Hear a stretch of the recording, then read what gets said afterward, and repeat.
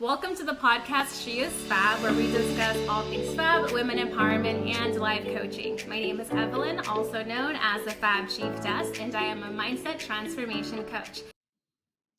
Welcome to another episode of the She is Fab podcast. My name is Evelyn, mindset transformation coach, and your host.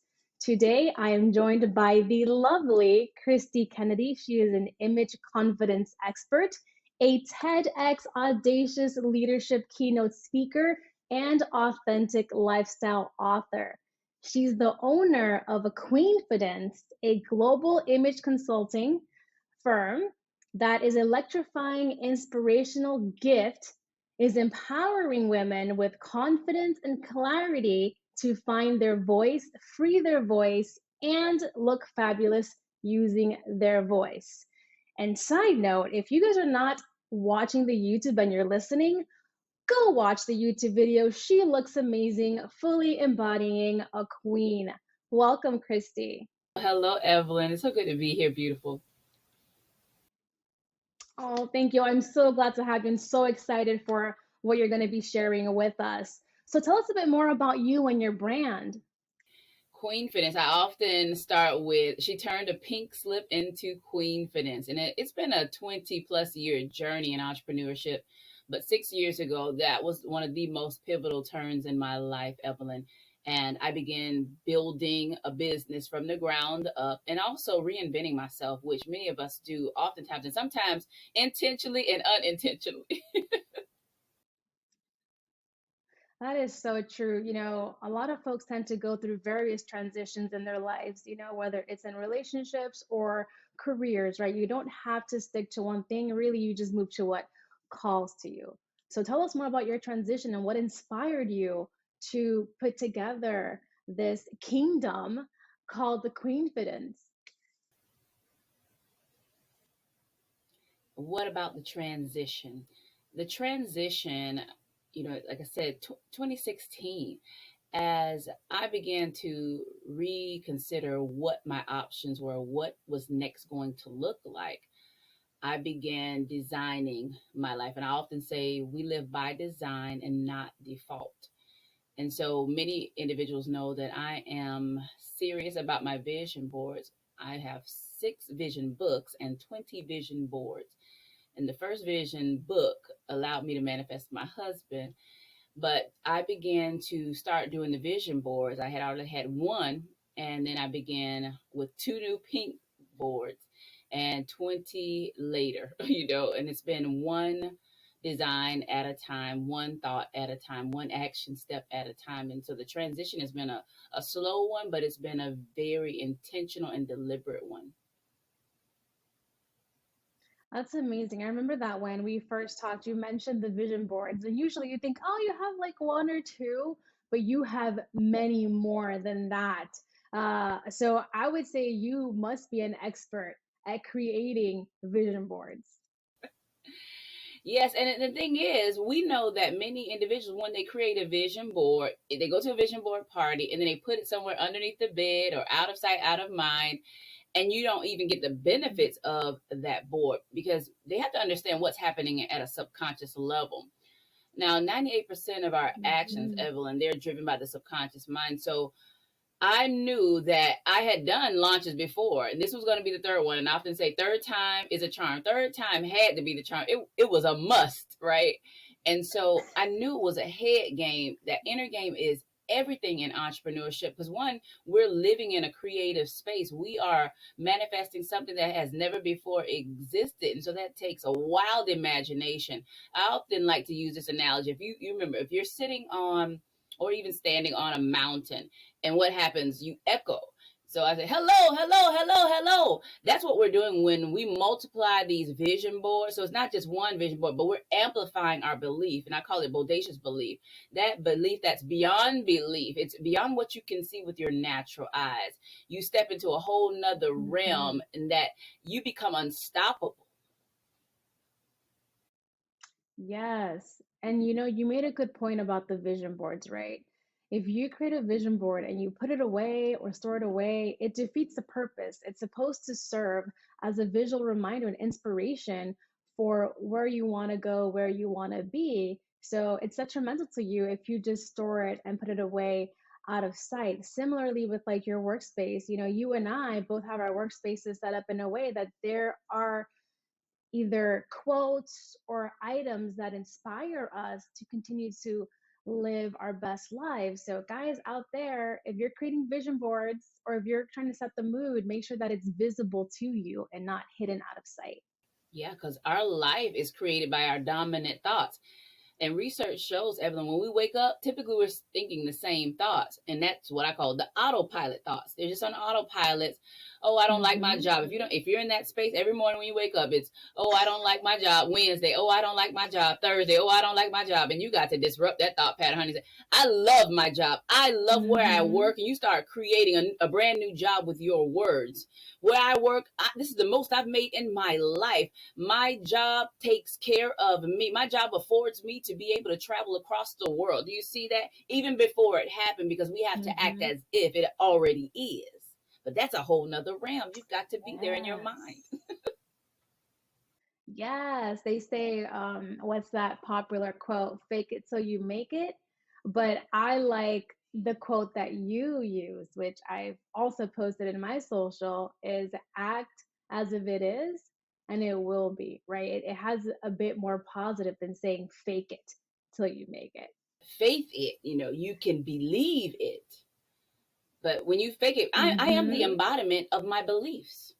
And so everything speaks to that. My clothes speak to where I'm going. My language speaks to where I'm going. But many individuals, they step into that space where it's comfortable, it's casual, it's lazy. Anybody can do it. Nothing grows inside the comfort zone. You're going to have to get uncomfortable. Recently, when I was driving home, I have Wellness Wednesdays, and I had gone and got my hair done and my nails. And I saw this cat crossing the street, and he had no tail. And I see a message in everything, Evelyn. And I looked and I began to think that cat was willing to take the risk to cross the street. He lost his tail. And I asked, are you willing to put your tail on the line? When you put your tail on the line, you may lose some things. But I often say we can give up the lesser for the greater. And if you are risk averse, this is the number one lesson that you're going to learn, is that you're going to have to let go of something. The things that you've known before, even yourself, who you've always been, in order to step into what you've never experienced. That is really important and key, right? You don't grow if you're comfortable, if you're in a space where things are easy for you, right? If you find yourself being uncomfortable, you are being challenged, you are being pushed to grow and develop. And your story about the cat, that is perfect because you are taking a risk, right? Everything that you do that is uncomfortable or that is new to you, there is some risk involved, right? And that's how you grow and develop. I want to go back to the point that where you talked about that you had the third time and it was like third time's a charm, this is it, it has to happen. I actually had a conversation with some friends recently talking about the number 3 and how good things come in threes. So it's interesting that you said that third time had to be it for you. Tell us about that. Tell us about, what you experienced the first time, second time, and then third time. What made that work and click? That's so good. And going back to that growth zone, I like to call it, we're growing and we don't know when we first start. And even at the third time's a charm, you've learned so much from all the other failures, the mishaps, because failures are just learning lessons. If you pay attention, they're teaching you something, every single one of them. I don't take any opportunity, any experience for granted. So my first launch, it was 1999, December 6, 1999, I was working at the homeless shelter as an information and referral counselor. Now, I've always been serving in capacities where I'm helping, those that are disenfranchised, those that are just at a disadvantage in the world. I have a heart for the underdog. And I was working in the shelter, and I remember they had a budget cut, and so I was laid off. And it's like deja vu. Here we go again. I've been here, done this before, right? And so when I was laid off, I remember saying to myself, because I believe in the power of inner dialogue. We're having a conversation with ourselves every single day. Even when we're sleeping, we're dreaming, we're still talking. But when I was laid off, I said, I can never allow, one, myself to be in a position where all of my eggs are in that one basket, because shook at that time, recognizing Mm-hmm. that now my income has come to a halt. What do I do? And so it was vision casting. All of a sudden, I didn't even know I was an entrepreneur at that time, Evelyn. I began creating. And I created a company. 2 days later, I went to the Division of Corporations and filed a fictitious name at that time. And I called the company Sweet Smelling Savors. And going back to what we learned, I learned the power of a name, because most people kept asking me, was I selling baked goods because of the name Sweet Smelling Savors? Mm-hmm. But I was not. I Mm-hmm. was selling potpourri bowls of hope, as I was called, because I needed hope. I was in a tight spot, right? I'm trying to make some money quick. And that's something that we learn as entrepreneurs, is that hustle, it doesn't last long. That's not sustainable. And I went into desperation mode, right? Let's create something to get some cash. That is not the best way to build a business. I didn't know that at the time. But that Mm-hmm. lasted about 8 months. And after that, I recognized I needed to go back to somebody's 8 to 5. And then there was a friend girl who knew someone who needed a secretary. Now, I had no secretarial skills, but even the secretary job was going to prepare me for future entrepreneurship, because I learned admin. I was doing administrative work all the time. I was managing multiple things, from meetings, you name it, all the correspondence, answering the telephone, all that. And I didn't know that was developing the skill to be able to run my own company. See, we take so many things for granted. And I could have literally complained, well, I'm a secretary. I don't want to be a secretary. But I was the best secretary that you could be. Hello, thank you for calling the College of Education. This is Kristie. How may I help you? But it was developing even my public speaking skills. Do you see that? Mm-hmm. That's hilarious. I love your customer service voice. No, but you're right, Christy. As entrepreneurs, and this is something that I've brought up before on this podcast, you don't always know what you're getting into. We all make an assumption as to what our path could be or how difficult or easy it could be. Uh, but what folks need to realize, to your point, is that you are everything in your business. You are the CEO, you are the customer service rep, you are the tech person, the marketer, the salesperson, everything. And so if you've worked in corporate or had other jobs, a lot of what you've done before will help you in your journey as an entrepreneur, but the onus and responsibility is on you solely. There's no safety No safety net. And it's one of my favorite quotes, Evelyn, when you said that, leap and the net will appear. That's what we do all day, every day. Leap and that net will appear. And then we just go for it. And so that was the first launch. net. Then the second launch comes, after I'm struggling for about 5 years. I had a health issue in between that. So I'm out on my own. I launch after the homeless shelter. I could go become a secretary. I leave the secretarial world because I'm bored. Now the entrepreneur spirit is there. It's calling, like you said, the call. It's calling me again. I've been doing this, I think it was 6 years. And so we have a going away party for me. And then I'm out again. I get a building, because I was a field of dreams in my mind. Build it and they will come. And this is the second piece. I didn't know anything about marketing. I had the building, we had the ribbon cutting ceremony. Everybody come. This is the Entrepreneurial Leadership Development Center. I'm going to be teaching you about entrepreneurship. And honey, entrepreneurship was teaching me about me, what I did not know. And that's why I said one of the Mm-hmm. best self-development courses you will ever take is entrepreneurship, because you're going to face all of your fears and insecurities. You're going to know the things you like and the things that you don't like, what you're great at and what you're not. And so 5 years out Mm-hmm. there roughing it, and literally I remember when I got the building, had it all decorated, literally about 3 months later I was moving out just as fast as I was moving in. And that sent me into a depression, because I was not prepared mentally Mm-hmm. for the physical manifestation of failure, a letdown, a disappointment, because that's not what I envisioned in my mind's eye. And you go in your head like, let me replay this. How did we get here? And I'm an introvert, and I often teach my introverts that we have to come outside of ourselves. And I was living inside of me Mm-hmm. in my own inner world when I had to learn how to communicate externally and verbally. And that was one of the biggest pieces Mm-hmm. of why I honestly believe it did not go further than my community. And so I learned the power of visibility, Mm-hmm. marketing, letting people know who I am, where you can find me, what I am all about one and what I have to offer. And so I go into this 10-month depression, and that was 2007. So I said 2008 is going to be great. I was just tired of having a long, drawn out pity party, just to be honest. And so I went to beauty school, and I had done model education. And so it felt natural as a creative. I go back into this space of helping women. So that call, it was always drawn me to empower women. It always led back there. And so after going to beauty school, here I am. I go back out working in different day spas, and it was not working. Remember, I said a health issue happened. So I had 7 fibroid tumors. They were growing. And so my business was suffering because I was an independent contractor as an esthetician. And simultaneously, I'm having these tumors grow. I'm losing blood every single month, and I find myself being anemic. And that same secretarial job that I left, I had to go back to it because that's where I could get the health insurance, which that surgery was going to average $35,000 to $40,000 that I did not have. We were in the red. And so that was a big wake up call. That's why I said that was the second launch. And I stayed at, the secretarial job for 2 more years until I transitioned out of there, going into my last spa job, which was at a medical spa.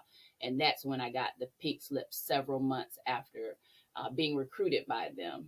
And so that's why I said I knew this third time around, I was going to have to figure it out. Yeah, you definitely had a lot of challenges. And again, this is something that people don't always think about or foresee. Not everyone is an overnight success, right? For some of us, it takes longer to one, find that sweet spot, but also build the business that we want to build. And that can mean that you're investing financially for a longer period than intended, or putting a lot more in than you thought. And then, of course, like you mentioned, people forget that it's a mental game too. If things aren't going the way that you want, if you end up failing or hitting these blocks or a brick wall and you're just banging your head, that takes a toll on you mentally. So knowing how to care for yourself, care for your mind as you're moving forward in your entrepreneurial journey is equally important. Oh, that's so good. You touched on, this is my passion right here. And that's what put me in the coaching seat, the mental health and wellness, the whole image, because that's a large part of it. That mental piece, all the mental challenges that I went through, that's what was creating what I call fortified femininity. Because I was going to make sure whatever life was going to throw at me, I had enough strength, like a shield, to block it off. And that's my thoughts. And that's what the 20 vision board, those are my shields. That blocks out all the noise. And I hear my own voice. When I forget my voice, I go to my vision boards. What did I say? You have a little selective amnesia. What did you say you were going to do? Who are you? Remember? And so I was just coaching a young lady yesterday, and we were dealing with this very same thing, the mental blocks. And she said she has this wall all around her, and I have to handle those that are very fragile with care. And so I said, well, if there's a wall up, what would you like to add on that wall, a door or a window? She said, a little small window.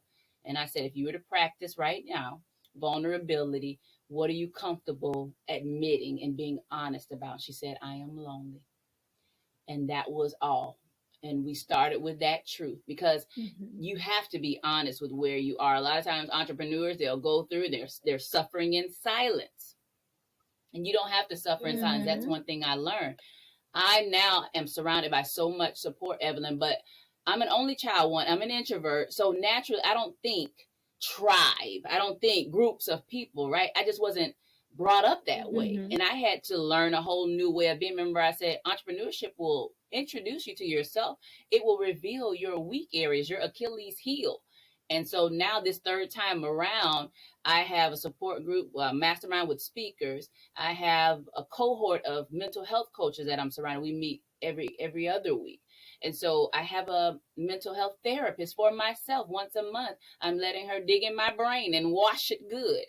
And so there are so many pieces I put in place just to make sure that Kristie's okay, because I pour out an exorbitant amount of strength, energy to those that I'm serving. And I often affirm now, Kristie, you are important too. You matter also. And so I make sure that that same lavish love that I'm giving to others, that I give it to myself first and foremost. Yes, that's another important point, right? When it comes to self-care, we as coaches, we help individuals through whatever they're going through, getting from point A to point B, in our specialization. But we ourselves also have help, right? Or at least if you're a coach and you don't, you should seek help. You should have your own coach. You should have a therapist because you as a person have to take care of yourself in order to take better care of the other aspects in your life. Especially as women, we are natural caregivers, and sometimes we forget to put the time in, put the effort to provide authentic, genuine care. I'm not talking about 5 minutes here and there. I mean, really take the time to do that. Authentic, genuine care is deliberate. Even as I was talking to a Mm-hmm. young lady yesterday, we were talking about the same thing, what you're saying. And for some reason, we neglect ourselves, even when we're giving ourselves the care, right? And she was saying, when I take a bubble bath, I'm strolling on social media. What you're saying to yourself is that I'm not worthy of my own undivided attention. Mm-hmm. And that's big. Yes. And people don't realize sometimes that they're doing that they have these habits, or it's like an itch, right? They have to do things a certain way, and they think that they're caring for themselves, but they're not doing it right.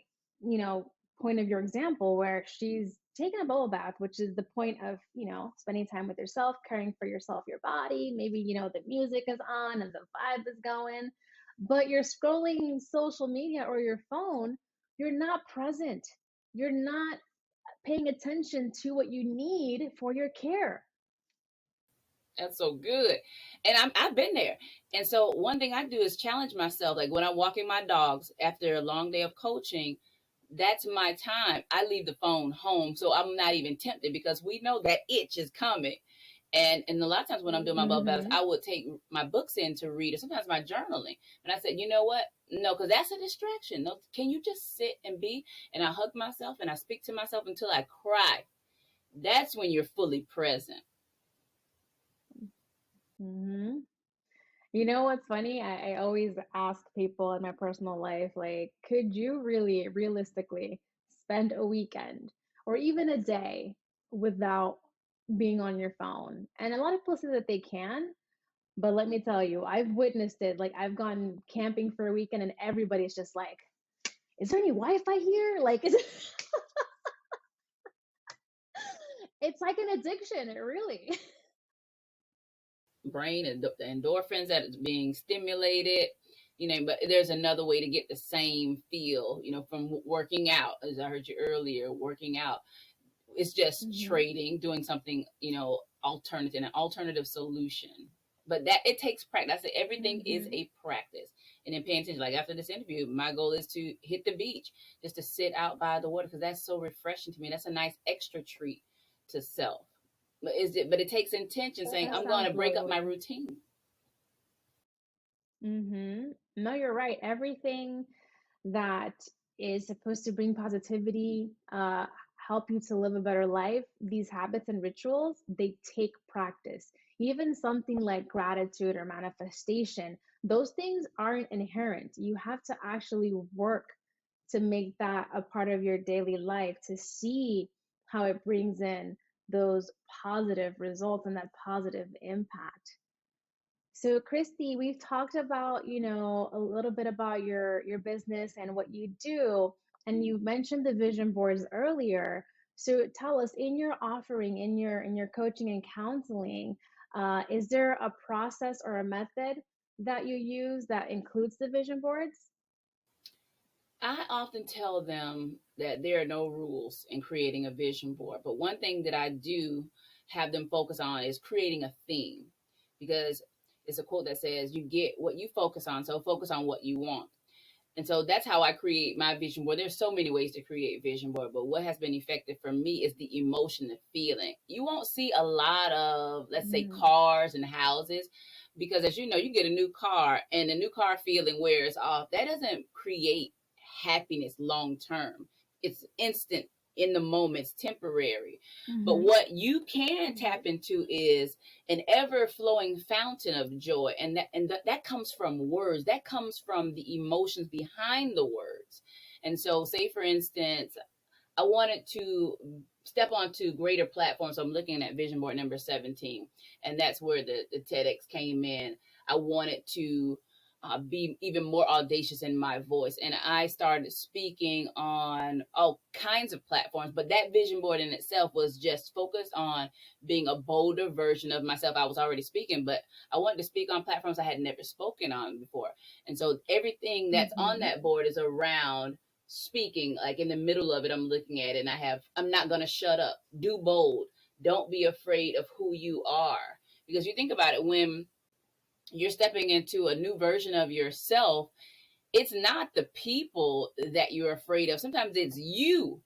I don't know this version of myself. I've never met her before. You have to get comfortable playing at this Mm-hmm. higher level, and more is going to be required of you to be that larger than life version of yourself. And so that was all of the Mm-hmm. affirmation that I needed and validation coming back to me. And so first we start off with what is it that we're trying to create in the first place? And then everything that is on that board is going to amplify the belief. I call it stacking the beliefs. Because think about it, you have this one root thought, and that one root thought may be, I'm afraid if I speak, I'm going to stumble over my words. That thought is impeding you Mm-hmm. from being your boldest self.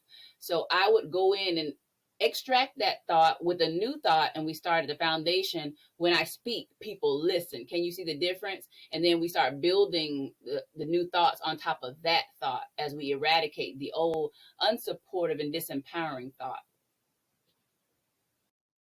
Yes. First of all, you said vision board 17. That's amazing. But what I like that I heard there too is that, when you think of vision board, you think about visual, right? And I remember when I was younger and I would create vision boards, it was all like, oh, I like how this looks, I'll just put it on here. But you are going deeper with processing emotion behind it. It's not just a purely visual thing, it's a feeling that you're wanting them to embody as well. Spot on. Because think about it. When we take action, that's coming from that strong conviction. That's the emotion. If you don't have the emotion, the fire behind it, you're going to talk yourself out of it. That's why I'm asking, who are you? Why is this important? Because if you can't convince yourself, Mm-hmm. Evelyn, it's going to be hard to convince the masses. And I often say what comes from the heart is going to go to the Mm-hmm. heart. And that's why you talk about even authentic and genuine, but being your most authentic, genuine self. As you can see, I'm getting excited just talking about it because this is my passion. This is my life. I eat, breathe, sleep this. You can't fake that. And so when you talk about convincing someone to be a part of your program, convincing someone to hire you, whatever that is, they need to know that you're sold out on the vision. So whether you join me or not, we're going to blaze. We're going to Mm-hmm. blaze across the US of A. We're going to blaze across 7 continents. Do you see how I'm just flowing? Because I've embodied my belief that what I Yes. have is the best thing that you ever had your hands on. And so, but if I'm not sold on it, it's hard to convince somebody else to jump on board. Mm-hmm.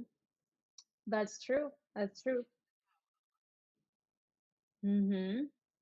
You also mentioned the whole thought process behind thinking that you can do something, or if you're a speaker, maybe thinking that you're going to trip over your words.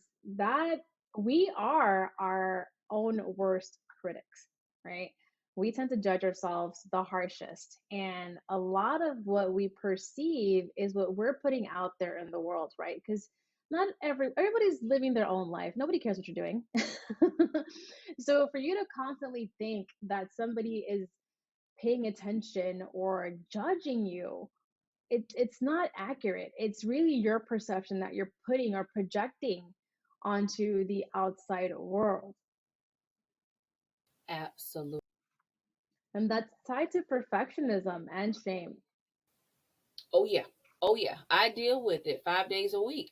I'm going to give you an example, just exactly what you said. And the other day I was reading a quote by Ayanna Van Zant, and she said, comparison is an act of violence against the self, yourself. And one of my clients, we were doing some work on her self perception. And I asked her, who are you? I always start right there. Who are you? Because I got to see where they are in how they see themselves. Her answer was, I am Mm-hmm. not as smart as others. I am not I'm not as good of a speaker as others. And it was another sentence, as others. And so I circled in my notes, others is coming up. I said, I see your blind spot. I said, if you were standing in front of a mirror and you're looking to admire your own beauty, you're not going to be able to see it, because what's in front of your face is what? Others. And so I said, you've got to remove them out of the way so you can see what's always been there. But right now, they are blocking your brilliance because you're so focused on them. And that's dangerous ground. You will never fulfill your potential being consumed with somebody else's idea of who you are and who you can be. Many of my clients have told me, my mom thinks I should be doing this, and I'm happy doing what I'm doing right now, but I don't want to let her down. Your mom is living her life. She made decisions that were based on her desires and what she thought was suitable for her world. Now you're living your life, and you don't owe them anything. Once they raise you and release you, you don't owe them anything but gratitude. Thank you, but I'm going to live my life. But that takes so much courage. I say it takes guts being happy. Mm-hmm. And that's an important point you brought up there too, right? There are influencers in our lives, whether it's partner, family, friends, coworkers, even, people on social media, strangers at that. And they all have a level of influence on our lives. The problem with that, though, is that if you allow the negative influence to take power, you're actually building up that inner critic, that perfectionism, that shame. And so you're living in this constant circle of judgment that is detrimental to your mental and even physical health. My goodness. Whew. That's real. I feel like we're so aligned. Yeah. Was when you think about a fulfilled life, it comes from your truth. And you have to be willing to challenge what is even being said, by the influencers, by anyone. If it's not in alignment with your own values, but many people can't challenge it because they don't know their own values. What are your top? If I would ask, what are your top three values? Can you respond? I know mine. I put an acronym, ICE: intelligence, compassion, and excellence. And every single day, I'm going to broadcast my brilliance. I'm going to operate with compassion, and I am going to demonstrate excellence with caring. That you got to know why you do what you do, how you do what you do. And that does take time getting to know yourself. If you're so busy listening to everyone else's opinions, you won't even be familiar with your own. Yeah, then you'd be surprised if you ask someone, tell me about yourself, or tell me who you are. Not everyone's able to provide an answer immediately. And even when they do provide an answer, it may not be what they want the answer to be, right? They're not sure of that response. And like you said, if you don't know yourself, if you don't know your why intrinsically, where are you going? Where are you trying to be? How are you going to accomplish what you want to accomplish? And motivation only lasts so much. You need that why to drive you. Oh, you hit on the head. Motivation only lasts so long. Zig Ziglar said that's why it's like taking a shower. You have to do it every day. If you wait a week or two not taking a shower, honey, it's just not gonna be too kosher. Every single day I'm doing mindset work. That's non-negotiable, and it looks so different every single day because I like variety. But you should be working on your mind daily if you want to be a peak performer, if you want to have that cutting edge advantage as a leader in your own right, in whatever field that is. It doesn't matter what field it is. It's just you being the leader of yourself, one, and then saying to others, come follow me. But you're going to have to demonstrate something worthy of following. Yes. And we're all human, right? We all have our moments where, even high performers may want to take a break or not deal with the tasks of the day. Like, we're human. I get it. We have that. But you still have to, even in a small little way, even if it's a little bit of time, build in the activities, right? The habits, the rituals. Obviously, every day would be great, but if you can't do every day, maybe a couple of days a week, just something that is going to allow that to continue to build till eventually it's a no-brainer to you. Yeah, and even it goes back to challenging yourself, because I tell my clients it doesn't have to be something long and drawn out. Like you're saying, you may not be able to get to it daily, but I'm telling you, you can get to it daily. Why? Because we got 24 hours, and you tell me you don't have 60 seconds to do breath work. I'll take my busy executives, Evelyn, through breath work. I call it the power pause for them, because they got to seize moments, right? I ain't got no time to do no mindful Mm-hmm. meditation, and we'll do breath work in 60 seconds. And then I'm like, oh, I feel so calm. I said, that's a gift you can give to yourself any time of the day. 60 seconds. I know you got 60 seconds. You've been strolling on Facebook for 3 minutes, so come on. Yeah, so that's the thing too. People prioritize. They'll prioritize other things, right? And not what's more important, right? So it's really, what are your priorities, right? Think about where you're trying to go, what is the path you're trying to take, and your ultimate result, and then prioritize what's going to help you get there. Oh, that's so good. Because when you said the results, there is an outcome that you like to experience. And most often they'll tell me, at the end of the day, I'm exhausted. I can't tell you how many times I hear that daily. At the end of the day, I don't have any energy. Okay, so well, let's change up your schedule. So at the end of your day, you're energized. At the end of your day, you're exhilarated. At the end of your day, we can create a new narrative, because going back to, I told you, those thoughts are on autopilot. Mm-hmm. We've got to disrupt the thought pattern, because now I need you to see what the end of your day looks like if you did something different. If you brought in a wellness Mm-hmm. practice, you don't have to live in the land of exhaustion. Mm-hmm. Mm-hmm. And really, it's about, being conscious and being aware, using your awareness to see what's happening, right? A lot of us, oh, we're so busy, and you don't take time to, do the breath work, to think about what your thought processes are doing, or even how you're engaging or interacting throughout the day, right? It's just like, oh, there's so much happening and I don't want to deal.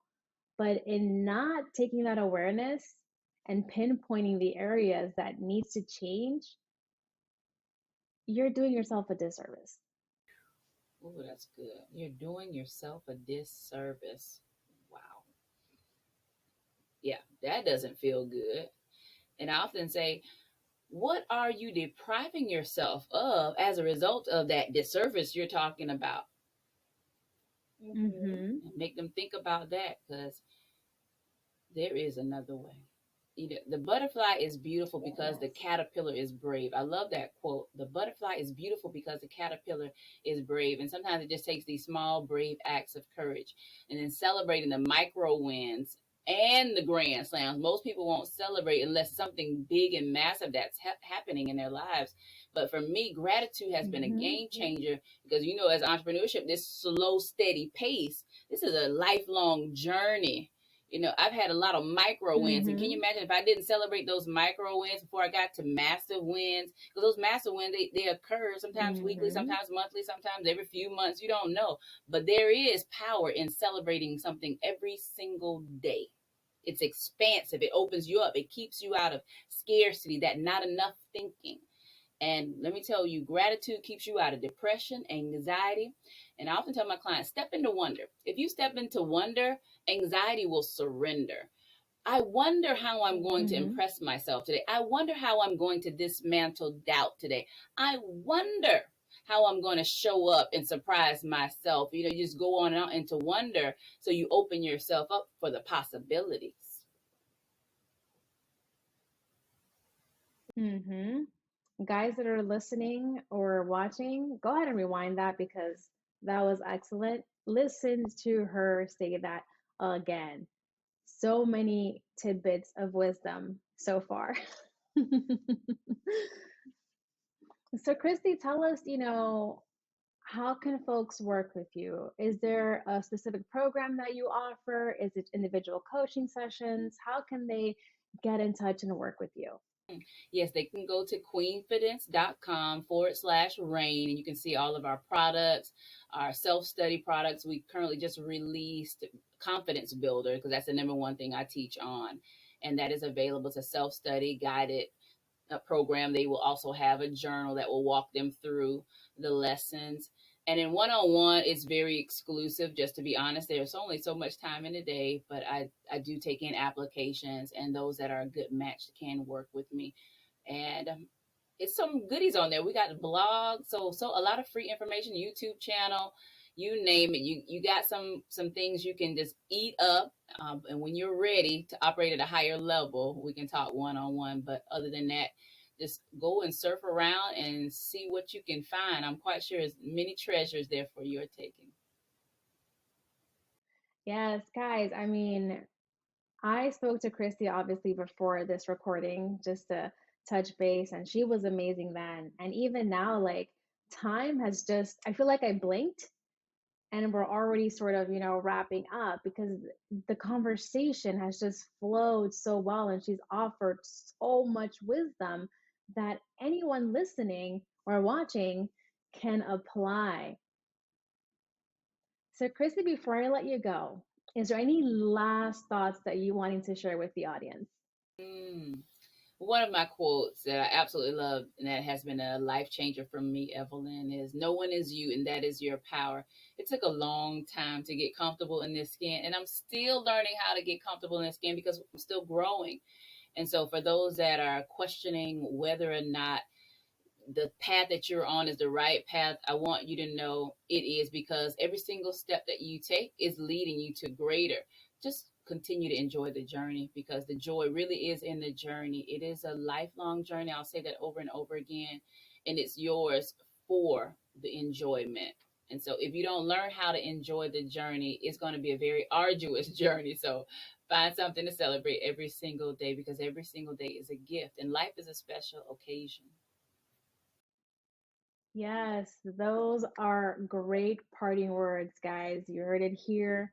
Celebrate the journey. Don't just focus on the end path or the outcome alone, and celebrate not just your major milestones or the big occurrences in your life, but even the smallest details you want to celebrate. That will also bring in, more gratitude into your life. Yes, yes, yes. The more we celebrate, the Kristie, more we have to celebrate, Oprah. exactly. Kristie, it has been amazing talking to you. I mean, like I said, this conversation has flowed so easily. Just the alignment that we have with our perception on things was great. And I'm sure the audience has found something to hold on to. And mission accomplished. Mission accomplished. You are beautiful inside and out. Thank you for sharing your platform with me. I feel like a sister who I hadn't seen in years, and we just were catching up on old times.